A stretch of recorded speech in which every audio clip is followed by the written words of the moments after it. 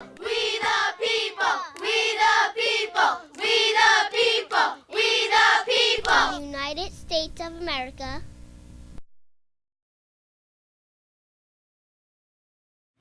My name is Steven. I grew up in Providence. I'm from Cranston. I went to high school in Cranston. I'm just here today to put on a little speech about, mental illness. My uncle grew up with bipolar disorder, and it's a disease that people don't really talk about too much, kind of more about physical and stuff. But Patrick Kennedy and NAMI and different people have been trying to get, advocate for the mentally ill. And, I wanted to tell you about a couple years ago, but 4 years ago, my buddy Esteban Carpio, he shot a police officer in the Providence Police Department, and it was up on the 3rd floor of the Providence Police Station.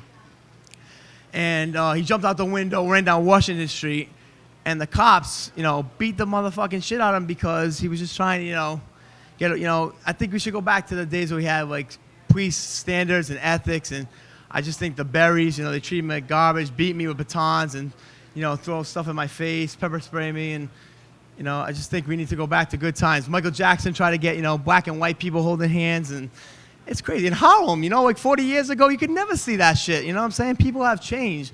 And we all need to get together, hair band, alternative, rock, rap today, rap yesterday. We all need to get together and just love each other, you know what I'm saying? Peace to everybody. Peace on earth. God bless you all. Thank you. Good evening, ladies and gentlemen. This is the We the People of RI Free Speech TV show. We are Rhode Island's only source for televised utilization, uncensored utilization of your First Amendment rights. Not only number one, but your only source of freedom of speech platform. If you got something on your chest, you want to get it off, you know where to find us. Nostalgia's 557 Warwick Ave, corner of Warwick Ave and Post Road. Northwest corner, to be exact. Freedom of Speech Mondays. Every Monday night we're here. Come on down and participate. We got in the numerous public speaking classes that I've taken, my instructors have always told me, to calm the nerves, to picture your audience naked, dressed in their underwear. And I would like to say, my dear, you have an awesome taste in lingerie. And you, sir, should not be wearing your wife's lingerie. Okay, a question that I ask all the time is with this project is, are there people waking up and do people really get what's going on around them? And mainstream media wants you to concentrate on cap and trade and public health bill and all that. And the people that are here, yes, very well informed. And I hear through the mainstream media that there are pockets of people just like us all over the United States. And that's great to hear, and I see a lot of that. But I have the Sun Chronicle, an Attleboro local paper, and this is going to tie into what we're going to talk tonight. Parenthood then and now. And I'm flipping through, and I get to the editorial page, and like I said, Attleboro Sun Chronicle.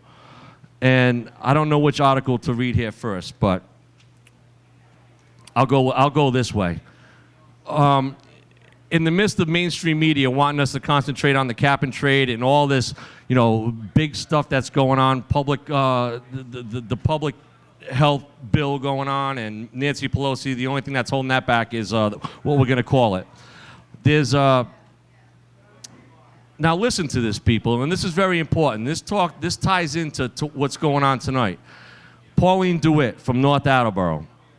If the United States Senate ratifies the United Nations treaty known as the Convention of the Rights of the Child. Now, apparently this is legislation that nobody really knows about because they're all concentrating on other things. If this Convention of the Rights of the Child was to pass, these are the things that our kids would be subject to. Children can decide for themselves whether or not they attend religious services alone or with their parents. Okay.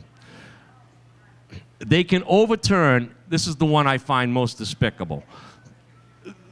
child can overturn any parental decision they dislike and call for the government review who could override the parental decision. Now, this is all under the Convention of the Rights of the Child.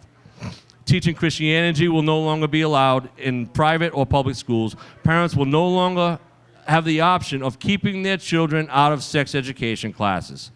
Children won't need parental consent for access to reproductive health services, including abortion. Children may access material parents deem unacceptable. For example, pornography, because protection from porn violates the CRC's freedom of expression, which we support here, and the right to privacy.